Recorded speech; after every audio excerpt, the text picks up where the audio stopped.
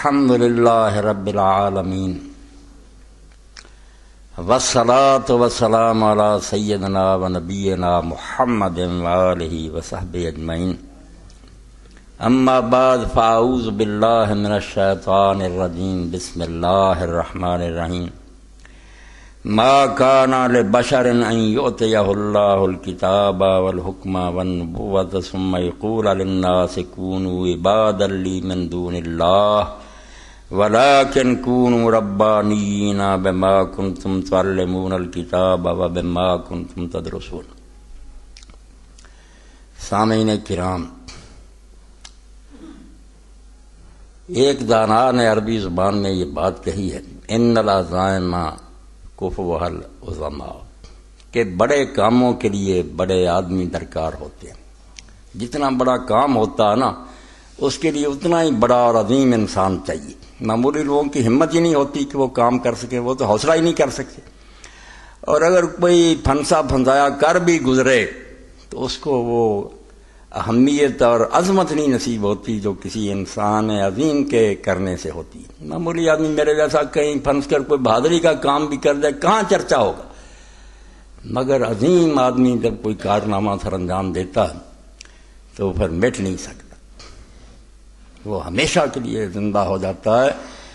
حکومتیں کوشش کرتی ہیں، لکھنے والے لکھتے ہیں، بکنے والے بکتے ہیں، مگر وہ بات جو ہے نا آسمان کے سورج کی طرح روشن اور تاباں رہتی ہے۔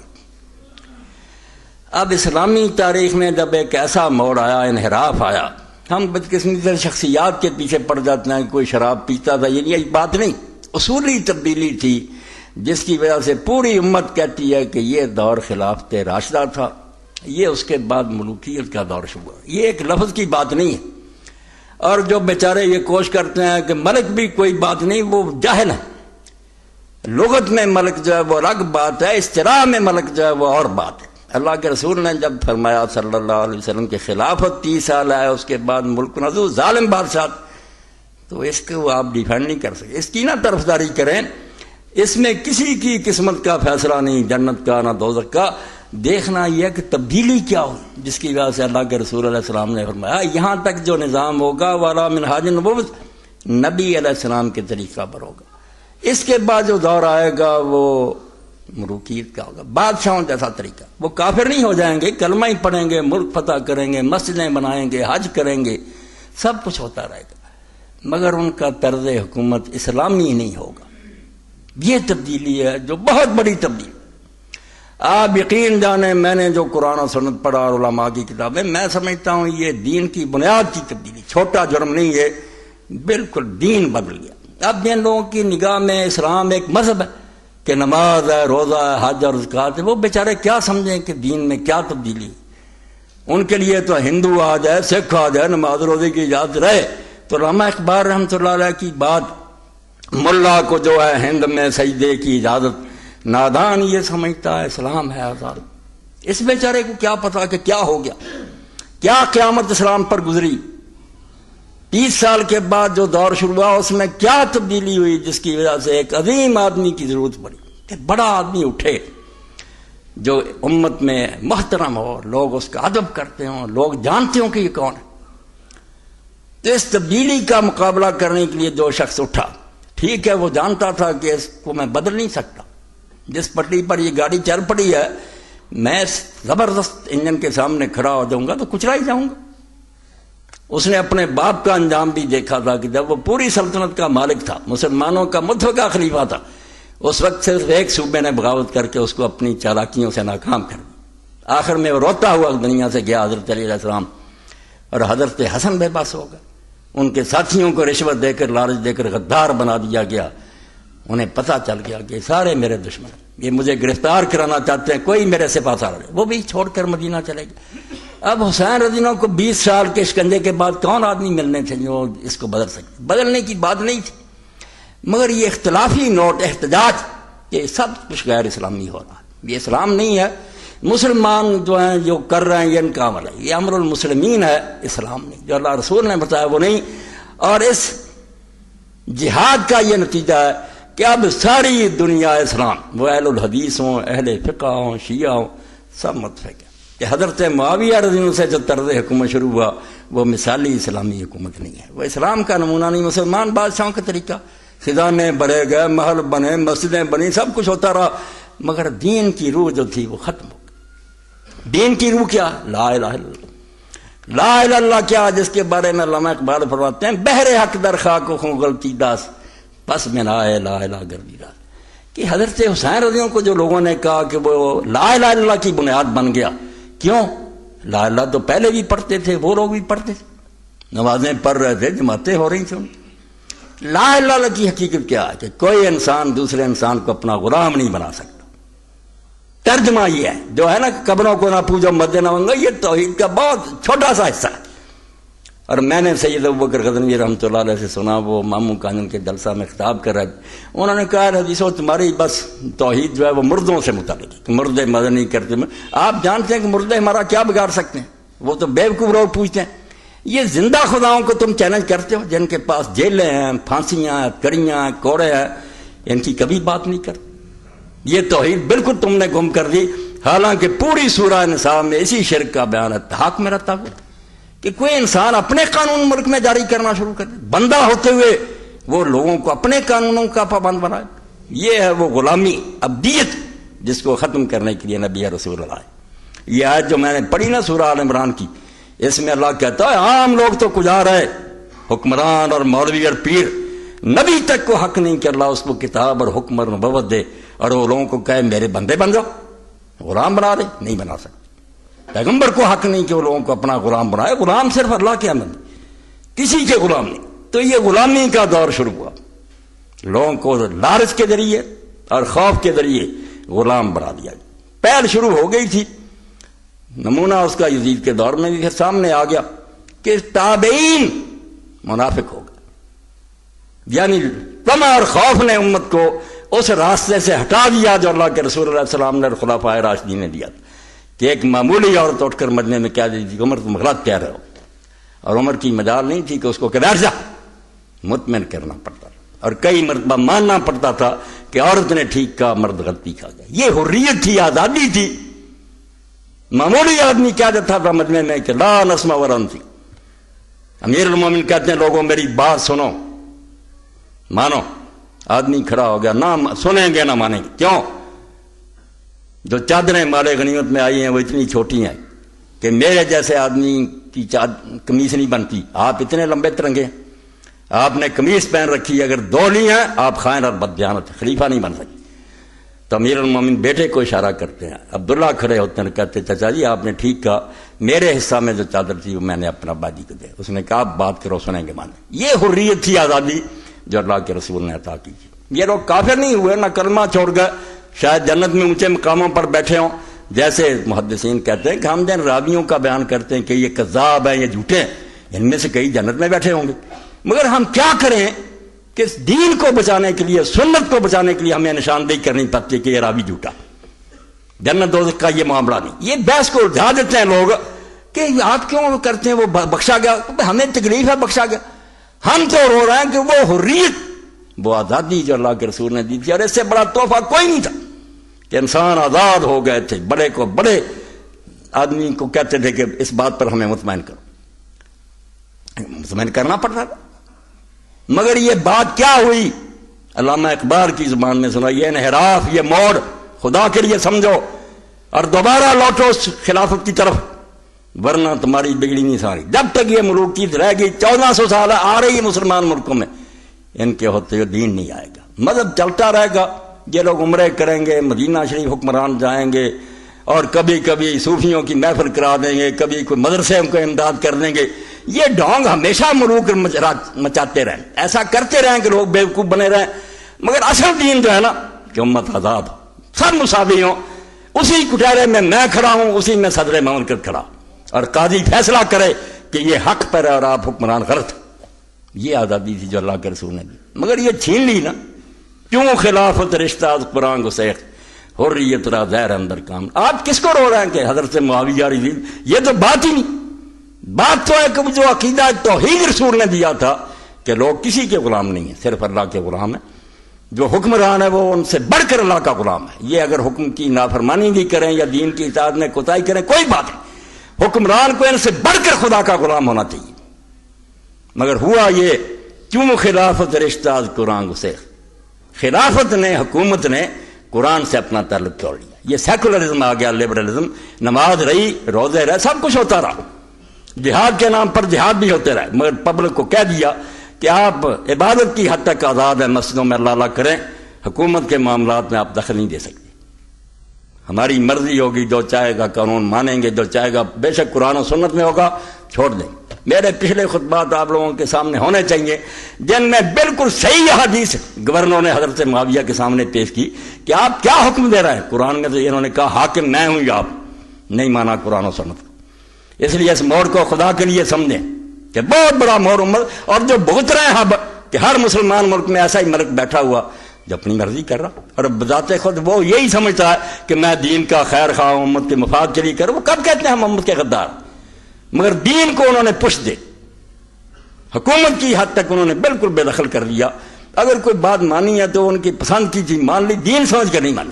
کیوں خلافت رشتہ قرآن گسیخ، حریت تیرا زہر ہے اندر کام رہے. آزادی کے گرے میں زہر کے قطرے ٹپکا دیے کہ بورلے نہیں دیا تھا.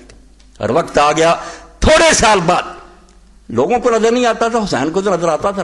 ان کو اللہ نے بصیرت دی تھی. لوگ یہ دیکھتے حالات نہیں ہیں، یہ ہوگا، وہ جانتے تھے حالات نہیں، اور کہتے خاموش رہو تو یہ تو مور لگ جائے گی کہ جو ہو رہا ٹھیک ہو رہا. یہ بتانا تو چاہیے کہ یہ اللہ کے رسول کے طریقے سے ہٹ کر قیامت کے مسلمانوں کے سینوں میں یہ باقی تو رہے تصور اور یہ خیال کہ یہ خلافت نہیں ہے، اسلامی حکومت نہیں ہے. یہ شوق اور تربرہ شاید کبھی یہ بحال کر لیں. اگر مانیں گے کہ ٹھیک ہو رہا، کیا بنے گا پھر؟ پرواہ نہیں، سب کچھ آزادی کا گلا گھونٹ دیا. عبد الملک بیٹھا حکومت پر یزید کے چند سال بعد. اس نے اپنے پہلے خطبے میں کہا کہ تم لوگ کیا دیتے تھے خلیفے کو کہ اللہ سے ڈر، آج کے بعد جس کے منہ سے نکلانا کہ اللہ سے ڈر، اس کی گردن اڑ جائے گی. میں نہیں سننا چاہتا کہ کوئی مجھے کہے تق اللہ، اللہ آئیے کرم. جو خلیفے کہے سناؤ ہمیں، ہم جب غلطی کریں ٹوکو کہ اللہ سے روک دیا. کہ جس نے کہا ولید بن عبد الملک خطبہ دے رہا، خلافت کی مٹی پلید ہو گئی اور نماز جمعہ کا وقت گزر گیا، عصر کا بھی وقت آ رہا ہے. تو ایک تابعی نے کھڑے ہو کر علیہ صحابہ میں امام ابن حجر کے پڑھے نیک تابعی کھڑا ہو گیا. اس نے کہا امیر المومنین، نہ رسول اللہ کے بعد کوئی نیا نبی آیا، نہ کوئی کتاب اتری، وقت نماز کا جا رہا، خدا کے لیے نماز پڑھا. کیا بدلہ ملا اس کو؟ سپاہی محل میں لے کر سٹ کر لا کر مسجد میں پھینک دیا. یہ موڑ تھا جو مڑ رہی تھی گاڑی. لوگ یہی سمجھتے کوئی فرق نہیں نماز روز. امام جانتے تھے کہ آج یہ لائن معلوم ہوتا قریب ہی ہے، یہ دور ہو جائیں گی لائن، بالکل راستے سے گزر جائیں گے. لوگ کعبہ میں شراب پینے والے خلیفے بنیں گے، اور بنے. لوگوں نے دیکھا وہاں محفل رائیاں کی، وہاں بیٹھ کر شرابیں پی. حسین رضی نے اس وقت دیکھا کہ میرے سوا اس کا کوئی مقابلہ نہیں کر سکتا، یہ کام بڑا ہے، اس کے لیے بڑے آدمی کی ضرورت. اب اس سے بڑا کون ہو سکتا تھا جس کے بارے میں پوری امت جانتی، کوئی گروہ اس سے منکر نہیں، کہ اللہ کے رسول علیہ السلام نے فرمایا سیدہ شباب اہل جنہ الحسن والحسین، جنت کے جوانوں کے سردار حسن اور حسین. اب جنت کے سردار کی قربانی مانگی گئی کہ تم جان دو شاید امت جو نا اس کو زلزلہ آئے، جو بے ہوش ہو چکے نا، کوئی تھوڑا سا ان میں ارتعاش پیدا ہو، حرکت پیدا ہو، زور کا چھینٹا اپنا خون. اور جب کئی لوگوں نے مشورہ دیا کہ اگر آپ نہیں مانتے تو خود چلے جائیں، یہ بچے اور عورتیں کیا کریں گی؟ کیسا جواب تھا؟ امام دور دیکھ رہے، لوگ اس وقت کو دیکھ رہے تھے. وہ بھی جانتے تھے کہ میں قتل ہو جاؤں گا، یہ قید ہو جائیں گی، ساری ذلت اور رسوائی ہوگی. مگر آپ نے فرمایا شاء اللہ یرانی قتیلا و یری النساء صبا. اس وقت اللہ کو یہی پسند ہے کہ میں قتل ہو جاؤں اور یہ میری بہنیں قیدی ہو جائیں. اس کے بغیر بات نہیں بنے گی. انہوں نے شکنجا کس کر امت کو بالکل چپ کرا، بولنے نہیں. صحابی رسول نے مال غنیمت کے بارے میں کہا کہ معاویہ یہ کیا حکم ہے؟ اللہ کی کتاب مقدم ہے کہ کیسے سونا چاندی میں مال غنیمت کا تجھے دے دوں اور باقی تقسیم کروں، سونا چاندی مال غنیمت میں شامل نہیں. تو صلہ کیا ملا اس کو؟ پاؤں میں بیڑیاں ڈالی گئی، قید خانے میں بند کر دیا گیا اور اسی جیل میں مرا. حکم بن زیاد کی پل نے کہانی کیا صحابی رسول کے ساتھ ہوا کہ تو قرآن پیش کرتا. اس لیے خدا کے لیے یہ باتیں جو اہل حدیث اور جو بندی سب چھوڑیں، خلافت کو روئیں.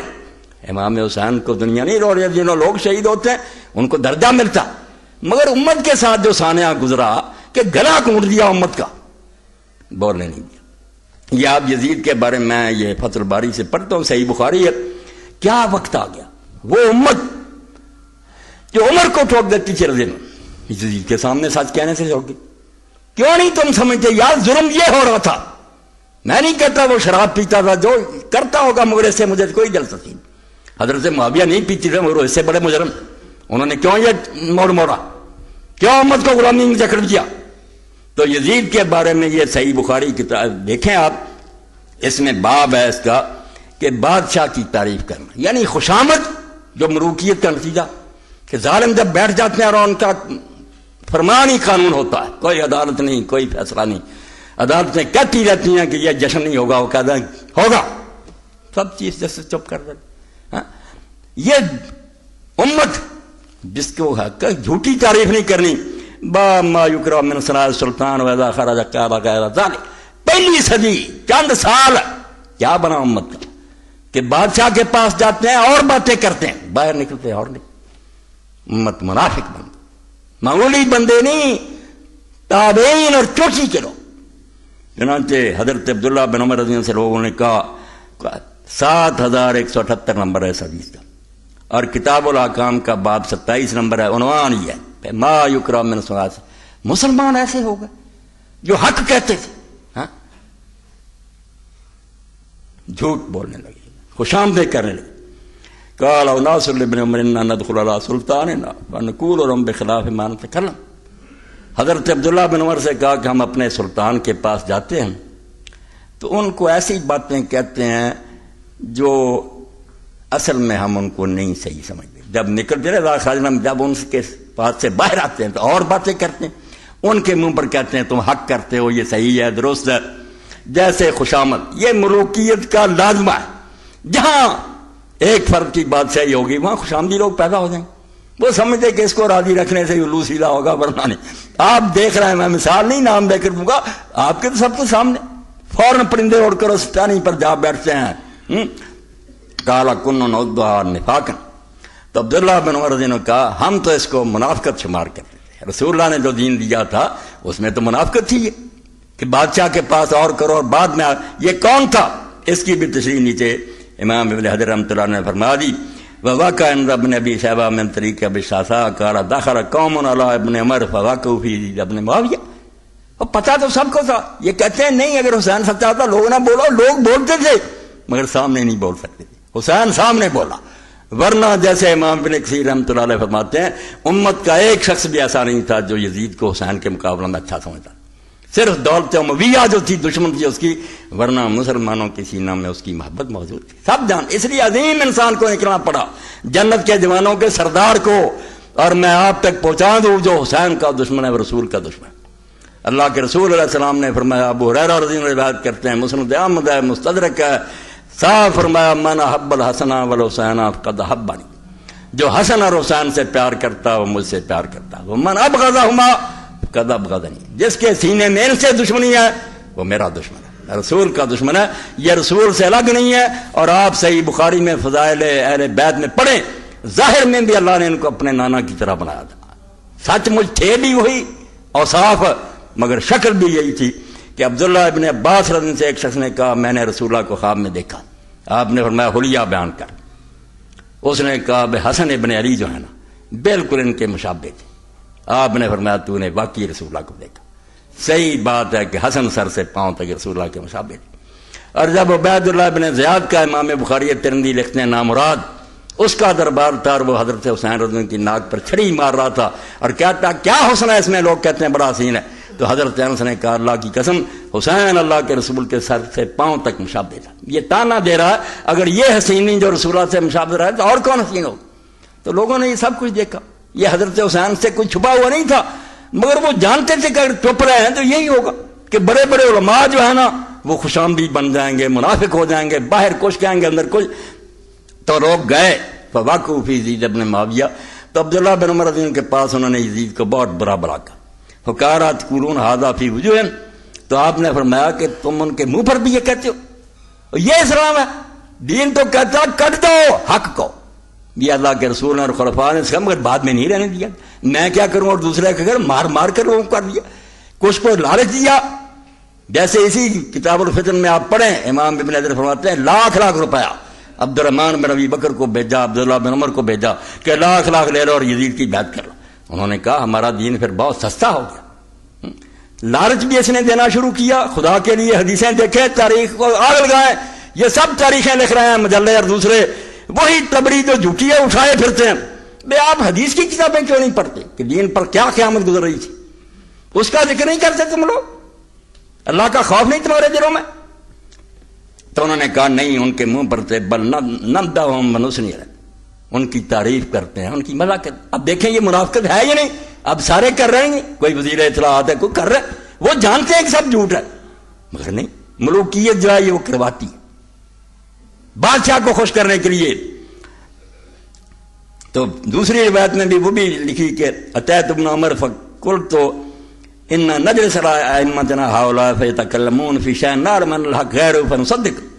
ابن عمر کے پاس میں گیا تو میں نے کہا ہم ان حاکموں کے پاس بیٹھتے ہیں تو وہ بات کرتے ہیں، ہم جانتے ہوتے ہیں کہ یہ بالکل غلط کر رہے ہیں، مگر ہم ان کو کہتے ہیں آپ سچ بول رہے ہیں. اس پر آپ سن لیں کہ یہ کہاں امت کو لے جاتی ہے. غیرت گئی، سچ گیا، ضمیر کی مخالفت شروع ہو گئی کہ اکبر دی گریٹ، اکبر اعظم بے دین ہو گیا. خیر وہ موضوع الگ. ایک دن اس نے کہا کہ میں بینگن کھانا چاہتا ہوں. ابو الفضل نے ایک قصیدہ نظم کر دیا، بینگن کی تاریخ، بینگن ایسا بینگن ایسا. پکوا کر کھایا، گلا بیٹھ گیا. صبح اس نے کہا بینگن تو یار بہت خراب سبزی. اس نے ایک پوری نظم لکھ دی برائی میں. اس نے کہا کل تم تعریف کر دیا. اس نے کہا ہم بینگن کے نوکر نہیں ہیں، شاہ کے نوکر. آپ خدا کے لیے سوچیں، دینی تحریکوں کو پڑھیں کہ رونا کس بات کا کہ جہاں بادشاہت ہوتی نا وہاں لوگ سچ نہیں بول سکتے، مجبور ہو جاتے ہیں. پیسہ ان کے پاس ہوتا ہے، ڈنڈا ان کے پاس ہوتا. تو کہا ہم جانتے ہیں، کالا کننا نعد ھذا نفاقا، فرمایا ہم تو اس کو منافقت سمجھتے تھے. فلا ادری کیف عندکم، اب میں نہیں جانتا کہ کیا ہے. ایک اگلی حدیث بھی لکھی کہ اب اے ابو عبد الرحمن، یہ بھی ابن عمر کی کنیت، ہم امام کے پاس جاتے ہیں، حاکم کے پاس، یقضی بالقضاء نراہ جورا، وہ فیصلے کرتا، ہم جانتے ہیں کہ ظلم ہے، بالکل غلط فیصلہ کیا. فنقول تقبل اللہ، ہم کہتے ہیں اللہ قبول کرے، اللہ قبول کرے، جزاک اللہ. فقال انا نحن معاشر محمد، آپ نے فرمایا ہم رسول کے ساتھی تھے، اس کو منافقت سمجھتے تھے، مگر دور بہت جلدی بدل گیا، 50 سال نہیں گزرے. نمونہ پڑھا میں نے، اور ایک دوسرا حوالہ پڑھ کر بات کی طرف آؤں. یہ 12ویں جلد ہے اور اس میں امام ابن حجر رحمۃ اللہ علیہ، یہ کتاب التعبیر ہے، خوابوں کا بیان، اس کا 12واں باب ہے. اس میں یہ روایت آتی ہے تو اس میں فرماتے ہیں کہ امیر معاویہ کو جو ہم خلیفہ کہتے ہیں نا، یہ لغت ہے، ڈکشنری میں جو بھی حکومت پر آ جائے، جیسے اب بھی جو بیٹھے ہیں ان کو کہہ سکتے ہیں خلیفہ، وقت کا حکمران ہے. اس کو کیا کہتے ہیں ہماری قانونی زبان میں کہ فعل واقع، جو واقعہ ہے ایسا ہو رہا ہے، ہونا چاہیے یا نہیں، اس کو بالحق نہیں کہیں گے کہ یہ حق نہیں ان کا، نہ ان کو حکومت کرنی چاہیے، مگر ہیں بالفعل ہے، ڈی فیکٹو ہیں، ڈی جیور نہیں ہے. تو امام لکھتے ہیں اس میں، یہ پڑھ لیں 392 صفحہ، فرماتے ہیں معاویہ رضی اللہ عنہ کو جو حاکم کہتے ہیں نا، لم یکن فی ذلک معارضہ لحدیث الخلافۃ بعد 30 سنہ، کہ ایک طرف ہم کہتے ہیں کہ اللہ کے رسول نے فرمایا صلی اللہ علیہ وسلم کہ خلافت میرے بعد 30 سال ہے، دوسری طرف ان کو بھی خلیفہ کہتے ہیں جو بھی بعد میں آئے. لأن المراد بخلافۃ النبوہ، کہ جب 30 سال کی بات کرتے ہیں اس سے مراد نبی کے طریقہ کی حکومت ہوتی ہے، کہ وہ حکومت ہے اس طرح جیسے رسول اللہ صلی اللہ علیہ وسلم نے سکھایا. وَأَمَّا مُعَاوِيَةُ وَمَن بَعْدَهُ فَكَانَ أَكْثَرَ مَنْ طَرِيقَةِ الْمُلُوكِ وَلَوْ سَمُّوا خُلَفَاءَ. اور حضرت معاویہ اور ان کے بعد آنے والے جو ہیں، بے شک ان کو لوگ خلیفہ کہتے ہیں، مگر ان کا طریقہ جو تھا وہ ملوک کا تھا، یہ بادشاہوں کی طرح محل، اس طرح جبر، سختیاں، مرضی کی بات. یہ 392 سے 12ویں جلد. اس لیے یہ موڑ جو اسلام میں آیا اور جس کے برے نتائج اتنے نکلے کہ بعد میں لوگوں کو نظر آ گیا کہ جو حسین رضی دیکھ رہے کہ لائن بدل گئی. قبائلی جنگیں حضرت معاویہ اور یزید اور بعد میں اتنی کرائیں اپنی ضرورت کی خاطر، یمنیوں کو کیسریوں سے لڑایا، ان کون سے قبائل کو اسی طرح جیسے کفر کا زمانہ تھا، یہ گورنمنٹ کو فائدہ دے گا، اس کو اکسا دیا، دوسرے کو لڑاؤ اور حکومت کرو، فرق تسد، لوگوں کو لڑا کرو، ان پر حکومت کرو۔ اتنا ظلم ہوا کہ قبیلے آپس میں ٹکرانے لگے، اور دوسری طرف موالی جو تھے نئے اسلام لانے والے لوگ اجمی، ان کے ساتھ بڑا ظلم ہوا، حتیٰ کہ بنو امیہ نے حجاج کے زمانے میں ان پر جزیہ نہیں ختم کیا۔ دین کی اتنی مٹی پڑی تھی، کلمہ پڑھ گئے مگر ان پر وہی ٹیکس لگ رہا جب کافروں پر ہوتا۔ لوگ بازاروں میں روتے پھرتے ہیں، علماء رو رہے ہیں، داڑیاں تار رہے ہیں، کچھ کر نہیں سکتے۔ وہ بیچارے کہتے ہیں ہم اسلام نہیں لاتے پھر بھی جزیہ، اسلام لاتے ہیں پھر بھی کافروں والا جزیہ۔ فقیر عالم رو رہے ہیں مگر کر کچھ نہیں سکتے۔ عمر بن عبدالعزیز رحمۃ اللہ علیہ انہوں نے اپنے دور میں اس کو ختم کیا۔ اب گورنروں نے لکھا کہ اس سے سرکاری خزانے کی آمدنی کم ہو گئی ہے، تو بہت اعلیٰ فکرہ عمر بن عبدالعزیز نے لکھ کر بھیجا کہ محمد رسول اللہ صلی اللہ علیہ وسلم کو اللہ نے دائی بنا کر بھیجا تھا، دین کی طرف بلانے والا، جابی بنا کر نہیں بھیجا تھا، ٹیکس کلیکٹر نہیں تھے کہ خزانہ بھریں، دین کی دعوت، اس لیے کلمہ پڑھانا منظور ہے، پڑھتے جائیں، ہمیں اس جزیہ کی کوئی ضرورت نہیں۔ مگر یہ آپ دیکھ رہے ہیں قبائل کی جنگیں، موالی کے ساتھ ظلم، مختار کے ساتھ صرف موالی تھے، مختار جیسا بھی تھا اس نے یہ کیا کہ عربوں کے مقابلے میں اجمیوں کو اس نے کہا کہ کیوں اسلام کے خلاف انہوں نے چادر بنا رکھی۔ یہ ارسٹوکریسی جو ہے کہ عرب سردار ہی سب کو بنے ہوئے ہیں، ان کو ملازمتیں مل رہی ہیں، خزانہ انہیں کی، یہ ہے ملوکیت۔ تم کلمہ پڑھ کر بھی دوسرے نمبر کے شہری ہو۔ یہ سارے ساتھ تھے، موالی ساتھ تھے، عجم کے سب اس کا ساتھ دے رکھے، یہ صحیح اسلامی مساوات آئی۔ تو اس لیے یہ موڑ جس کے نتیجے میں دو گروہ اور شامل ہو گئے، یہ ملوکیت میں ان کا گٹھ جوڑ رہا ہے، اب بھی ہے، رہے گا۔ باقی نہ رہی تیری وہ آئینہ ضمیری، اے کشتہ ملائیو سلطانیوں پیری۔ یہ تین کے اکٹھے ہیں، یہ ملا ملٹری الائنس پرانا ہے، بالکل آپ ناراض نہ ہو، اندر سے ایک ہوتے ہیں۔ فرمایا مسلمان تیری وہ آئینہ ضمیری، شیشے کی طرح کا صاف ہے، حق کو پہچاننا، باطل کو پہچاننا، صاف بات کہنا نہیں رہی۔ منافق اور بزر بڑھا دیا، باقی نہ رہی تیری وہ آئینہ ضمیری، اے کشتہ اے سلطانیوں ملائیو پیری۔ کشتہ تو مارا ہوا تین گروہوں کا، بادشاہوں نے سیاسی غلامی میں جکڑ لیا کہ ہم تخت پر بیٹھے ہیں، جو جی چاہے گا کریں گے۔ ملاؤں نے یہ کہا کہ جو ہم کہتے ہیں یہ حق ہے، مانو گے تو جنت میں جاؤ گے ورنہ سب جہنمی ہے۔ ان کے پاس یہ تلوار آ گئی، ہاں ہی مانو، ہم ملا خدا کے ایجنٹ ہیں۔ پیروں نے کہا کہ اگر خدا کی رسائی چاہتے ہمارا وسیلہ ڈھونڈو۔ تین خدا بن گئے، غلامی میں جکڑ لیا، بالکل امت کو ان کے ہاتھ چوم رہے ہیں، مولوی سے فتویٰ لے رہے ہیں، سلطانوں کو سلام کر رہے ہیں۔ دیدہ افلاک سے آتی ہے آہ سوزناک۔ علامہ اقبال رحمۃ اللہ علیہ فرماتے ہیں جب دنیا میں یہ حادثہ ہوتا، بڑا حادثہ، میں بھی یہ کر رہا ہوں، آپ بھی کر رہے ہیں، تو اس وقت آسمان کے فرشتوں کی آہیں نکلتی ہیں، روتے کہ انسان اتنا ذلیل ہو گیا۔ دیدہ افلاک سے آتی ہے آہ سوزناک، مرد حق ہوتا ہے جب مرعوب سلطان و امیر۔ مسلمان ہو کر وہ بادشاہ اور امیروں سے ڈر گیا، حق نہ کہہ سکا، ان کے سامنے جھک گیا۔ فرماتے ہیں جب یہ حادثہ ہوتا تو آسمان پر فرشتے روتے کہ اللہ نے یہ خلیفہ بنایا تھا، اور وقت کے حکمران سلطان و امیر تو لگا ہم تو ایک سپاہی کے سامنے حق نہیں کہہ سکتے، کہاں ہے وہ توحید، وہ لا الہ الا اللہ کہاں ہے؟ صرف یہ کہو کہ بت کچھ نہیں دیتے، پیر نہیں دیتے، یہ ظالم جو خدا کی زمین پر اپنے قانون چلا رہے ہیں، اللہ کی کتاب کو منسوخ کر رہے ہیں، مٹھی پرید کر رہے ہیں، کچھ نہیں ان کا مقابلہ کر رہے۔ اس لیے کہتے ہیں کہ جب بندہ مومن بادشاہوں اور سلطانوں سے ڈر جاتا اور خوشامد کرتا تو آسمان کی آنکھوں سے آنسو نکلتی، آہ سوزناک نکلتی ہے کہ یہ اسلام تھا۔ اس لیے جو میں نے کہا نا کہ بڑے کام کے لیے بڑا آدمی درکار ہے، جب موڑ بڑا تھا نا، بنیاد ہی تبدیل ہو رہی تھی کہ نماز رہے گی، کلمے رہیں گے، مگر حکومت جو ہے آزاد ہوگی، جو جی چاہے گا قانون رکھیں گے، جو چاہیں گے منسوخ کر دیں گے۔ اب یہ دین میں تبدیلی ہے، لا الہ الا اللہ میں تبدیلی ہے۔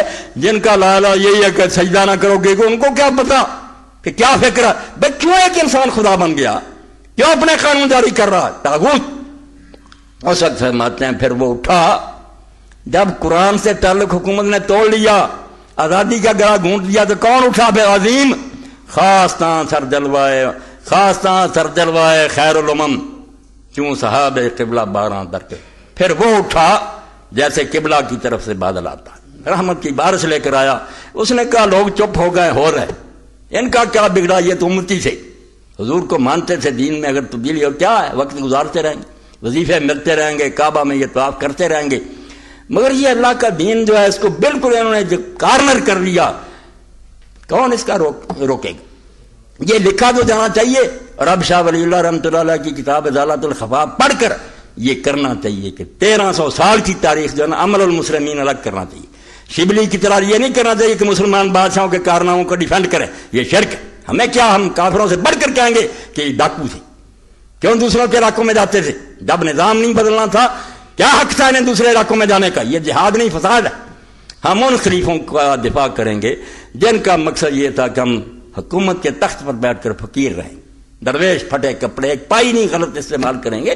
اسلام ان کا محافظ ہے، امر المسلمین الگ ہے، اسلام الگ ہے۔ یہ لکیر امام حسین رضی کو، اسلام الگ ہے، وہ اللہ کی کتاب میں رسول کی سنت میں چلتے ہیں تو ٹھیک ہے، ورنہ قیامت تک اسی طرح مسلمان جو کرتے ہیں کرتے رہے، یہ دین نہیں بنے گا۔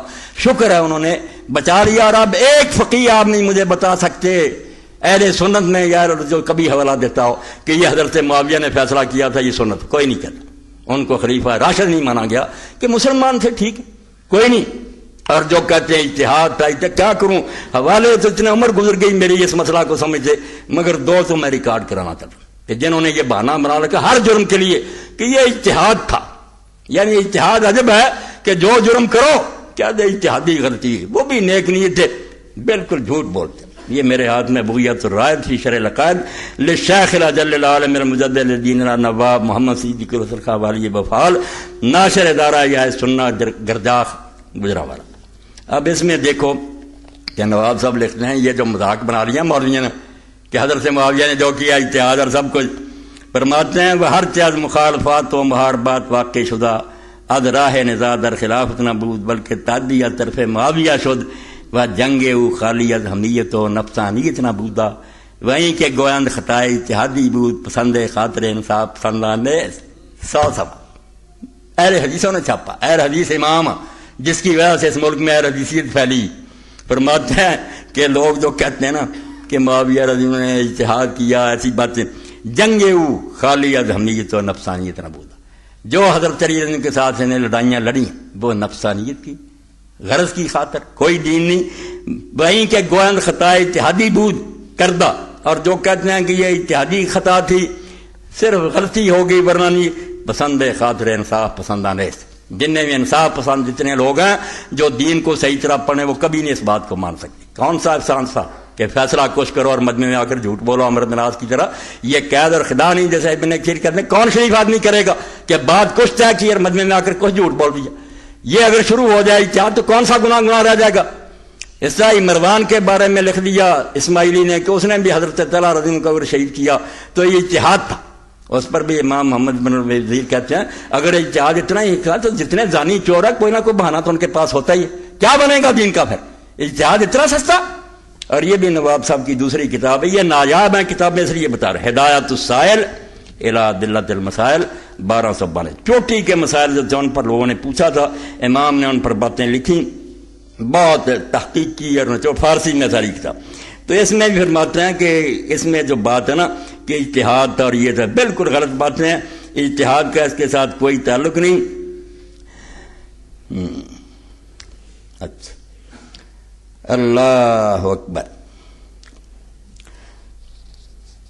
ہم تو تعویل قصص 510 صفحہ کیا طرف معاویہ در فواکر و تعویل کردہ، کہ جیسے بہانہ بنا لیا ابن حجر نے کہ ابن حضرت طلحہ کو اس نے بھی مارا ہے تو بیچارے نے اجتہاد سے مارا کہ حضرت طلحہ کا دخل ہے حضرت عثمان رضی قتل میں، اس لیے مروان نے بدلا لیا۔ فرماتے ہیں بالکل غلط کہتا، ذہبی سچا ہے کہ مروان بالکل ظالم اور جھوٹا ہے۔ اور آگے فرماتے ہیں یہ تعویل جو مروان کی یہ اسی طرح کی ہے کہ طرف معاویہ در فواکر و تعویل، فاکرہ کی جمع کمر توڑ دینے والے برے کام، کہ معاویہ نے جو کمر توڑ برائیاں کی ہے ان کے بارے میں یہ تعویل کرتے ہو۔ وہ گفتہ کہ وہ در بغی خود مجتہد بود، کہ وہ اپنی بغاوت میں امیر المومنین کے خلاف مجتہد تھا۔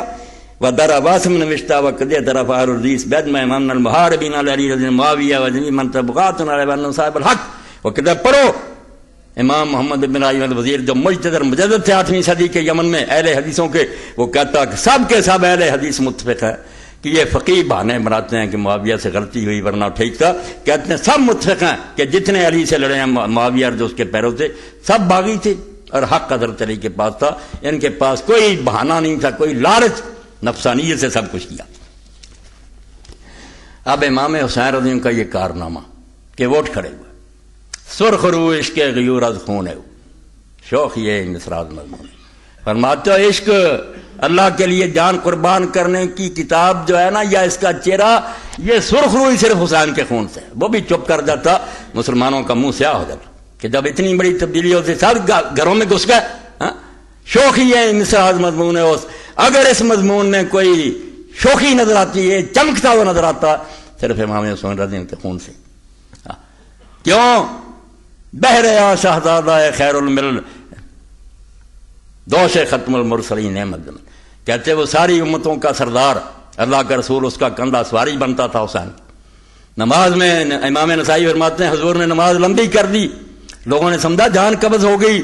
بعد میں پوچھا اللہ کے رسول اتنی لمبی کر دی نماز؟ فرمایا حسین آ کر سوار ہو گیا تھا، میں نے اس کو دل نہیں اس کا دکھانا چاہا، نماز لمبی کر دی. اس لیے بھائی جیسے میں نے کہا نا ان العزائم کفوا العظماء، بڑے کاموں کے لیے بڑا آدمی چاہیے.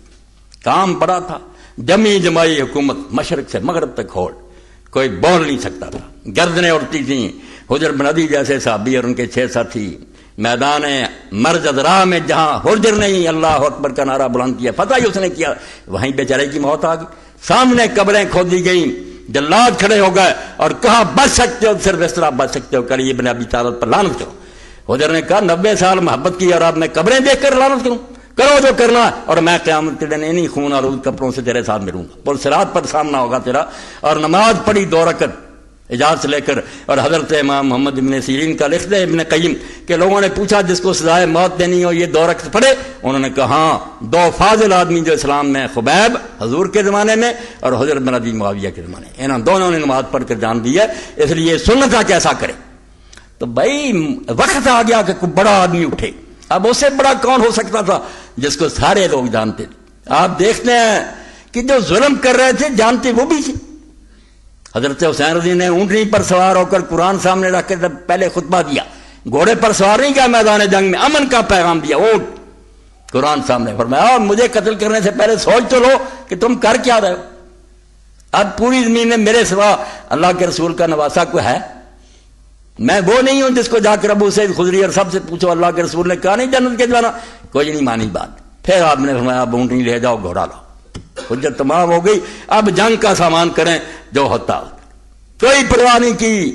اور پھر وہی جو ابن کثیر فرماتے ہیں کہ امام شاعر بھی تھے، ان کے اشعار نقل کیے البدایہ میں. امام تو پہلے ان کی زندگی گزری تھی سسور پر، انہوں نے کیا ڈرنا تھا، کیا انہوں نے محنت سماجت کرنی تھی. وَإِنْ كَانَتِ الْأَبْدَانُ لِلْمَوْتِ أُنْشَأَتْ فَقَتْلُ امْرٍ فِي اللَّهِ أَوْلَىٰ أَفْضَلُ. جب یہ جسم بنے ہی فنا ہونے کے لیے کہ ایک دن مرنا ہی ہے، کوئی بچے گا مرنے سے، تو اللہ کے راستے میں تلوار سے مر جانے سے بہتر عمل کون سا ہو سکتا. یہ مشن تھا ان کا. اس لیے اعلانیہ کہتے تھے کہ اے لوگو ان کان دین محمد لم یستقم الا بقتلی یا سیوف خذونی. اگر رسول اللہ کا دین اسی طرح بچ سکتا ہے کہ میرے اندر تلواریں گھسے جائیں تو آؤ تلواروں اپنا کام کرو. حسین کو اس کی کوئی پرواہ نہیں. یہ تو ظالموں نے سارا قصہ بگاڑ دیا. کچھ نے اپنے کمانے کے لیے طریقہ بنا لیا، کچھ نے ویسے حکومتوں کی خوشامد. وہ حکومتیں چلی گئی مگر ان کے ایجنٹ موجود ہیں. بعد میں بھی نسلیں آتی رہیں، ملوک ہیں، بادشاہ، خزانوں سے پیسے ملتے رہے، کھاتے پیچھے رہے. یہ چھوڑ نہیں سکتے. راز ان کی تعریفیں کرتے ہیں، ملوکیت کی یہ لعنت ہے. جب ابن عمر کے زمانہ میں لوگ خوشامد کرنے لگے اب کیا کریں؟ سارا ظلم ہوتا رہا. بالکل دین سے لوگ ہٹ گئے، خوشامدی ہو گئے، لالچ نے لوگوں کو گمراہ کر دیا، پیسے ملنا شروع ہو گئے. جب ابن عمر اور ابن ابو بکر کو پیسے جا رہے تھے انہوں نے کہا نہیں بھائی ہم اپنا دین نہیں بیچیں گے. عام لوگوں کی کیا بات. اسی لیے حضرت حسین رضی سے جب لوگ ملے ہیں راستے میں تو آپ نے پوچھا کوفہ کا کیا حال ہے، امت کس طرح تباہ ہوگی. ہم وہی ہیں، ان کا کیا ذکر کریں، ہمارا بھی یہ یاد. کوئی آئے گا خوشامد، ہاں حضور بالکل ٹھیک ہے. بچوں کو لے کر کھڑے ہو جائیں گے سڑک پر اسکول کو، ہاں استقبال کر رہے. بھائی گلا گھونٹ لی، حق نہیں کہنے دی. تو کہنے والوں نے یہ کہا. فرزدق سے آپ نے پوچھا، شاعر تھا، بڑا محب اہل بیت، ماں کو لے کر حج کے لیے آ رہا تھا. اب یہ ظالم کیا کہتے ہیں کہ امام حسین رضی یار مکہ سے 8 تاریخ کو کیوں نکل گئے؟ انہوں نے حج کیوں چھوڑا؟ 2 دن تو رہتے تھے، حج کر لیتے. اور یہی تو ہمارے سوچنے کی بات تھی کہ جس نے پیدل چل کر 25 حج کیے تھے زندگی میں، وہ آج کیوں آخری حج چھوڑ رہا؟ 2 دن رہ گئے، لوگ میرا کو جا رہے ہیں، وہ عمرہ کر کے مکہ کیوں چھوڑ رہا؟ سوچا نہیں، اعتراض کر رہے. فرزدق نے جب دیکھا کہ ایک قافلہ باہر کو جا رہا، لوگ ادھر آ رہے ہیں، ماں اس کی ساتھ تھی، حج کے لیے آ رہا، اس نے کہا یہ کون لوگ ہیں، کدھر جا رہے ہیں؟ تو لوگوں نے بتایا کہ یہ حضرت حسین اور ان کا اہل خانہ ہے، یہ لوگ جا رہے ہیں عراق کو. تو فرزدق آ کر میرا محبت سے مسائل کچھ حج کیا اور دوسرے پوچھے. اور اس وقت امام نے پوچھا کہ فرزدق بتاؤ کوفہ کا کیا حال ہے؟ یہ بن گئے لوگ آج بھی ہیں، کوفیوں کو کہتے ہیں پھر گئے، پھر تو ہم بھی گئے، نہیں کہہ سکتے بھائی، گلا دبایا ہوا. اس نے کہا امام لوگوں کے دل آپ کے ساتھ ہیں مگر ان کی تلواریں بنو امیہ کے ساتھ ہیں. دل سے آپ کے ساتھ ہے مگر کیا کریں، اس ملوکیت نے کچل آئیں گے ان کی طرف سے اور روتے. خود ابن کثیر لکھتے ہیں کہ جو اتنے لوگ ہزاروں آئے تھے میدان کے، ان میں سے کون امام حسین کو قتل کرنا چاہتا سوائے چند کے جو حکومت کے ایجنٹ، باقی رو رہے تھے، سب دل سے شرمندہ تھے کہ ہم کیا کر رہے ہیں، مگر بس نہیں تھا. عبید اللہ بن زیاد نے شہر میں منادی کرا دی تھی کہ کوئی بالغ آدمی اگر شہر میں دیکھا گیا سر اڑا دو اس کا، کربلا جائیں سارے لوگ. بیچارے ڈرتے چلے گئے.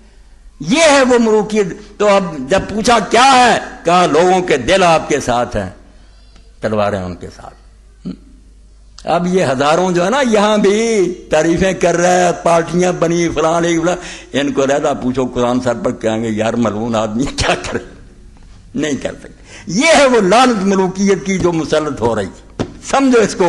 میں تھوڑے حوالے دے سکتا ہوں ورنہ دفتر رکھ دوں حدیثوں کے کہ کیا بن رہا تھا. ایتیں ٹھکرائی جا رہی تھی، حدیثیں ٹھکرائی تھی، سودی کاروبار شروع کر دیا حضرت معاویہ نے. صحابی نے کہا، کہنے لگا میری رائے میں کوئی حل.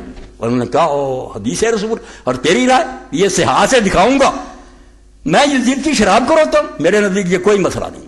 ابو بکر بھی اگر اس طرح بنتا ظالم ہوتا، کیا حق ہے اس کو کہ امت کو پوچھے بغیر زبردستی مسلط ہو جائے. یہ مسلط اور متجبر مرون لوگ ہیں کہ لوگ جو ہیں وہ پسند ہی نہیں کرتے، زبردستی بیٹھتا ہے. جرم یہ کوئی نہیں کہ نماز چھوڑ دی یا زنا کیا، یہ برائیاں ہوتی ہیں انسان. کیوں اس طرح کیا کہ امت جو تھی دیکھتی رہی. اور جو حضرت عمر رضی اللہ عنہ نے اپنے خطبہ میں کہا تھا کہ جو بنے اس طرح بغیر مشورہ کے خلیفہ اور جو بیعت کریں دونوں کے سر اڑا دو. صحیح بخاری میں دیکھ لو کتاب لو. ہم سے بھائی جمہوریت چھین لی، شورا چھین لی کہ ہر مسلمان کہہ رہا میں نہیں تو یہ اچھا سمجھا چھوڑ تک اور چھوڑ دے. جب وہ کہا نہیں میں تلوار کے زور سے بیٹھا ہوا، جس نے ہٹانا ہٹا لو، کیا فائدہ ہوا؟ ایسی جبر کی حکومت جو یہ وہ غلامی ہے جس کو ختم کرنے کے لیے رسول آئے تھے. ایک میرا اس سے پوچھا سناؤ کوفے کا حال. اس نے کہا حضرت سردار جو ہیں ان کو تو رشوتوں کے ذریعے گمراہ کر دیا گیا. جتنے چودھری تھے نا عریف، ان کو تو ابن زیاد نے اتنی رقم دی ہے کہ وہ بے ایمان ہو گئے اور عوام بیچارے ڈر گئے. عوام بے ایمان نہیں ہوئے، وہ سہم گئے. یہ جو کہتا ہے کہ کوفہ والے غدار تھے، میں اس کے منہ پر تھوکتا ہوں. کوفہ والے کون غدار تھے؟ کوفہ والے سلیمان ابن سرد رضی اللہ عنہ غدار تھا، اور جس نے خط لکھا اور اپنے گھر میں میٹنگ بلائی. ایک جابر آدمی ہمارے سروں سے گیا جس نے امت کو کچل رکھا تھا اور مال ہڑپ کرتا تھا اور بیت المال لوٹ لیا تھا. اب دوسرا ہم پر مسلط کر. اور کون ہے یہ؟ پڑھو حضرت معاویہ اس کے پاؤں کی خاک کے برابر، صحابی جلیل نبی فاضلہ. اس کو تم کہتے ہو کہ وہ شیطان تھا اور اس نے کٹ کیا. اور بعد میں بدلہ لینے کے لیے کون اٹھا؟ اس نے کہا کہ ٹھیک ہے ہمارے ساتھ دھوکہ ہوا کہ ابن زیاد منہ پر برقع ڈال کر حسین ابن علی بن کر شہر میں داخل ہو گیا. ہم سمجھتے رہے حسین آیا، سارے پاؤں چومتے رہے اور ابن رسول اللہ کے اگر سلام کرتے رہے. محل میں جا کر اس نے نقاب اتارا. ہم سب کو یرغمال، ہم مدد نہیں کر سکے. غدار کوئی نہیں ہوا. پھر میٹنگ بلائی کہ یار ہمارے ذمہ یہ لگ تو گیا کہ ہم نے بلایا اور مدد نہیں کر. پھر توابون کی جماعت اٹھی، شہید ہو گئے، سارے شہید ہوئے. پانچوں خط لکھنے والے پہلے سب مارے، جانے دی اللہ کے راستے میں تڑپ سلپ کر. اور ایسے پڑھتے گئے من المؤمنین. ان کو کہتے ہو جھوٹے تھے، بے ایمانوں کے ساتھی اور صحابہ کو برا کہتے. اور میں نے اکثر دیکھا کہ یہ رسالے جو چھپتے ہیں جامع اور دوسرے سے، سلیمان بن سرد کو لکھ لیتے ہیں صبائی لیڈر. اور خبیثو تمہیں اتنا بھی علم نہیں ہے کہ وہ صحابی جلیل تھا. صحابہ کے عاشقو نامرادو، تم ایک صحابی جلیل کو صبائی لیڈر کہہ رہا. ایسے ایسے ولی اور نیک لوگوں کو بدنام کر رہا ہے، علم ہی نہیں. اور جب بچوں نے پوچھا کون ہے، جواب ہی نہیں آیا. کوئی مطالعہ نہیں، ادھر سے کوئی مضمون لیا ادھر سے لکھ لیا. اور صحابہ نے بلایا تھا، صحابہ خلاف تھے. مسور بن مخرمہ مکہ میں بیٹھا ہوا تھا کہ نہیں یزید کو مانوں گا. عمر بن حزم دربار میں گیا معاویہ کو، اس نے کہا مر رہا، کل خدا کو کیا جواب دے گا. اور کون کہتا کہ حسین تنہا تھا؟ مگر میدان میں کوئی نہیں نکل سکتا تھا. یہ جرأت صرف فرزند رسول کر سکتا تھا. اور وہ بھی اس لیے، یہ آپ نے خطبے سنے، اب بات لمبی ہو رہی، میں پھر اگلے جمعہ میں بیان کروں گا. یہ آپ کے سامنے میں حدیث سے بیان کرتا ہوں. خدا کے لیے حدیثیں بیان کرو. حدیثوں کے بھی دشمن ہو کہ اللہ کے رسول علیہ السلام حجرہ میں تھے، حسین رضی اللہ عنہ چھاتی پر کھیر رہے تھے. حضرت ام سلمہ رضی اللہ تعالیٰ عنہ جب آئیں حجرہ کے اندر، دیکھا تو رسول کریم علیہ السلام کی ریشم وار داڑھی آنسوں سے تر تھی. فرمایا اللہ کے رسول کیا ہوا؟ فرمایا ام سلمہ ابھی میرے پاس سے وہ فرشتہ اٹھ کر گیا جو جب سے زمین و آسمان بنے کبھی نہیں آیا. حسین کی موت کو چھوٹی ہوتی خاص طور پر فرشتہ آتا.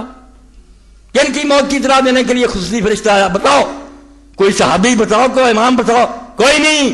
یہ بات یہ اور تھی کہ دین میں غلط موڑ موڑا جا رہا، امت کو گمراہ کیا جا رہا تھا. پردہ تھا اس پر کہ مسلمان کلمہ کو غلط کام کرنا لگ گئے تھے. کافر کرتے تھے کوئی بات نہیں، مسلمان پہچانتے تھے.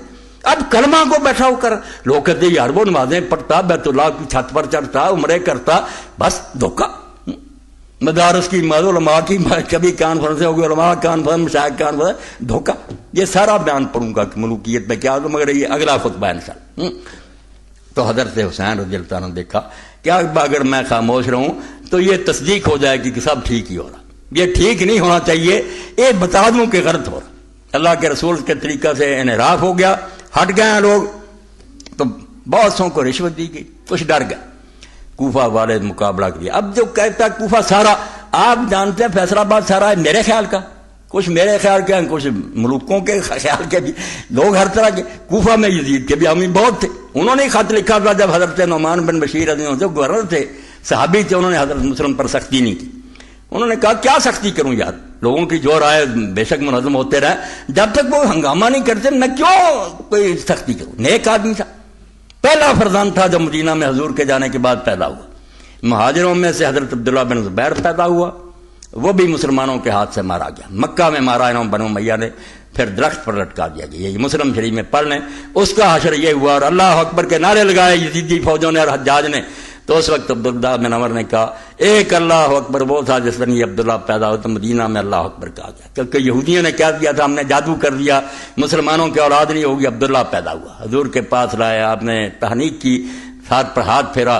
وہ قتل کیا ان مسلمانوں نے خانہ کعبے میں، اور دفن نہیں کیا. کئی مدت تک لاش جو تھی درخت پر لٹک گئی. اور یہ نعمان ابن بشیر انصار میں سے پیدا ہوا تھا. اس کا بھی حال پھر دیکھ رہے ہیں کہ مروان کی فوجوں نے مرد راحت میں اس صحابی رسول کو بھی قتل کیا. جب یہ سمجھ گیا کہ یہ تو غلط ہو رہا یار، ہم تو بھول گئے تھے اس وقت، یہ بھی مار دیا ان ظالموں، یہ بھی شہید کر دیا گیا. تو حضرت نعمان نے سختی نہیں کی. یزید کے حامیوں نے خط لکھ لی کہ یہ جو ہے نا نعمان یہ یا کمزور ہے یا ویسے سختی نہیں کرتا، اگر آپ کو شاید درکار ہے تو کسی سخت آدمی کو بھیجو. اس کے حامی بے شمار تھے وہاں بھی. اسی وقت یزید نے مشورہ لیا. کس سے مشورہ لیا؟ اور پہلے کس سے مشورے ہوتے تھے؟ مہاجرین انصار سے. مگر حضرت معاویہ کس سے مشورہ کرتا تھا؟ عیسائی سے. جیسے آپ کہتے ہیں نا ہم وہاں سے آ رہی ہیں ساری ہدایتیں، کون تھا مشورے دینے والا؟ سرجون مسیحی تھا جس سے پوچھ کر کرتے تھے. اور نظام تعلیم کس کے حوالے تھا؟ ہم کہہ رہے ہیں آغا خانی بدل رہے ہیں نظام تعلیم، بھائی کیوں ایک عیسائی یوحنا کو دے دیا؟ سارا نظام تعلیم کافر کے حوالے کر دیا. اور عبید اللہ ابن زیاد نے محکمہ زکوٰۃ میں عیسائی بھرتی کر لیے. تو امام ابو عبید القاسم ابن سلام کہتے ہیں ابن عمر سے لوگوں نے پوچھا کہ زکوٰۃ دیں، انہوں نے کہا بنا دو. یہ گناہ گار سے جب دیتے اب جب کافر رکھ لیے انہوں نے محکمہ زکوٰۃ میں، اب کیا حق رکھ دین کی مٹی کافر. تو مسلمانوں سے کوئی مشورہ نہیں. اسی سرجون مسیحی سے پوچھا اس نے یزید نے کہ کیا کرنا چاہیے. باپ کی طرح مانتا تھا نا کہ میرا باپ اس سے مشورہ، اس نے کہا پھر میری مانتا نا تو کوفہ کو درست صرف عبید اللہ بن زیاد کر سکتا ہے. یہ ظالم ہے، جلاد ہے، قصاب ہے، ہاتھ پاؤں کاٹتا رہا. یہ جائے گا تو ڈر دیں گے اس کو بھی. کہتے ہیں خبر کوئی نہیں، سویا ہوا تھا، کانوں میں سرسوں کا تیل ڈال کر پاگل بناتے ہیں یزید کو. ایک ایک لمحے کی خبر تھی اسے. حضرت معاویہ کے زمانہ سے جانتا تھا کون نہیں میری حکومت مان رہا ہے. پہلے دری حکم یہ جاری کیا تھا کہ ان سے بیعت لو، لا رخصت رفیے، اور ذرا نرمی نہیں ہونی چاہیے. آپ بھی پاگل بنتے اور ہمیں بھی بناتے ہو. تو سرجون نے کہا کہ عبید اللہ کو بھیج. اب عبید اللہ نے آتے ہی نکاح بوڑھا حسین بن گیا. لوگ السلام علیکم یہ بنا رسول اللہ کیا چلا ہے. پتہ چلتا کوفہ بوٹیاں اڑا دیتا. وہ 18,000 اور 20,000 دوڑ نہیں گئے تھے، مگر کیا کرتے محل میں جا کر نقاب کھولا. اور ریف جو تھے چودھری جو نال جا رہے تھے وہ سارے پکڑے گئے. اس نے کہا یرغمال اور محل کی چھت پر چڑھ کر کہو کہ ساتھ چھوڑ دو ورنہ ٹکڑے کرا دوں. ڈر گئے لوگ. اور افواہ پھیلا دی کہ لشکر آ رہے ہیں شام سے, مائیں آ گئی, عورتیں آ گئی, چھوڑو مسلم کا ساتھ جانا ہے بچاؤ. لوگ پہلے حضرت معاویہ کے 20 سالہ دور سے بزدل ہو چکے, چھوڑ گیا ساتھ.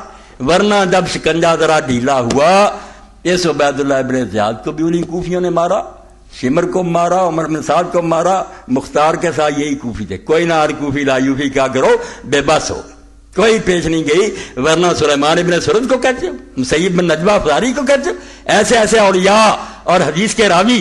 کوئی خدا کا خوف پڑھو, اور نہیں پڑھ سکتے مجھ سے آ کر پڑھو. کیا کہہ دیتے ہیں کہ یزید جو تھا نا یہ حضرت معاویہ کو اشرا میں تھا, میں نے فارغ التحصیلوں سے لا حول ولا قوت. پھر کہتے ہیں صحابہ بدر میں سے تھا. میں نے کہا نعوذ باللہ. کیا کرتے لوگ, علم ہی کوئی نہیں, اور دخل دیتے ہیں ایسے معاملے میں جو دین کی بنیاد ہے کہ اسلامی حکومت کے بغیر دین کسی شے کا نام نہیں. اگر اسلامی حکومت نہیں, ہمارے نماز روزے سب منہ پر مارے جائیں گے کہ اللہ کی کتاب الماری میں بند رہی اور ظالم اپنے حکم چلاتے رہے. مسلمان اگر اتنا بغیرت ہو گیا اور اس کے اپنے ملکوں میں خلاف شریعت قانون چلنے شروع ہوئے, اور مصطفیٰ کمال پاشا جو ہے وہ رحمت اللہ علیہ ہو گیا, جس نے عربی اذان روک دی, عربی نماز روک دی, عورتوں کے سروں سے دوپٹے کھینچ لیے, نقاب نوچ لیے, اس ظالم کو کہتے ہو کہ وہ مصطفیٰ کمال پاشا تھا. اس کو کہا نمونہ چل رہا. اور میں آخر میں سنا دوں کہ الحمدللہ کہیں سے اچھی بات بھی آ جاتی. تقریر ختم کرتا ہوں.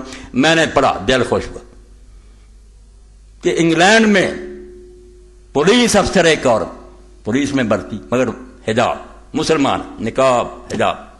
اب جو چیف ہے پولیس کا, اور دیکھیں کافروں کے ملک کا حال اور اپنا دیکھیں. اور چیف نے کہا ہاتھ ملاؤ. اس عورت نے کہا نہیں, میرے دین میں غیر مردوں کے ساتھ ہاتھ ملانے کی اجازت ہے. کوئی نوٹس نہیں لیا گیا, کوئی ملازمت سے برخاست نہیں کیا, کوئی ناراض نہیں.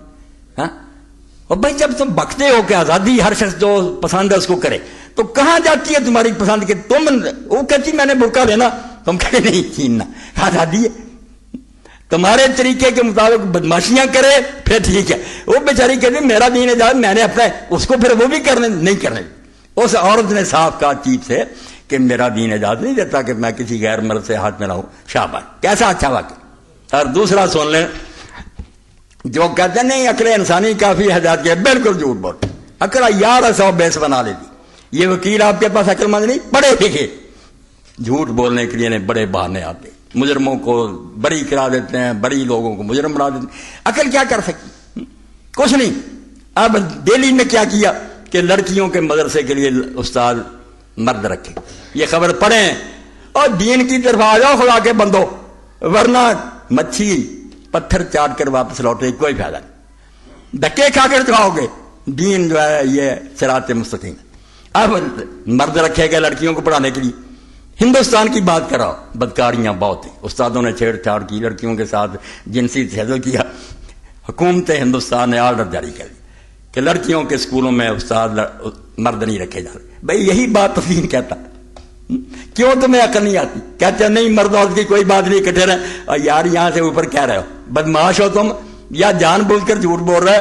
بھائی آگ کے پاس جب موم جائے گی کیسے نہیں پگھلے گی؟ کیوں پکتے ہو؟ مرد عورت میں جو کشش ہے نہیں روک سکتی. اللہ کے رسول علیہ السلام کی بیویوں سے کوئی پاک ہے؟ ہماری مائیں. مگر قرآن نے کہہ دیا سورہ عذاب میں کہ ان سے بھی کوئی شاید مانگو تو پردے کی پی, اور ساتھ کہا کہ تمہارے اور ان کے دلوں کے پاک رہنے کا یہی طریقہ. اللہ ان کے بارے میں کہہ رہا کہ سامنے آؤ گے دل نہیں پاک رہے. یہ کون پاک ہے عورت ہے کہ نہیں ننگیاں آ رہی ہیں اور سارا سب کچھ اتار دیا, کہتے نہیں دل ٹھیک ہے. توبہ توبہ. تو ہندوستان کی خبر بھی میں نے پڑھی کہ اب انہیں یہ حکم واپس لینا کہ نہیں مرد نہیں عورتیں ہی پڑھائیں. یہی ہونا چاہیے کہ عورتیں عورتوں کو پڑھائیں, مرد مردوں کو, ورنہ یہ اختلاط جو ہے اس کا نتیجہ کبھی اچھا نہیں ہوگا. تو کروڑوں درود و سلام ہے اللہ کے رسول پر, ان کی آل پر, جنہوں نے دین صحیح شکل میں ہمیں دے دیا. عمل ہوتا یا نہیں, دین بہرحال تحریف سے بچ گیا.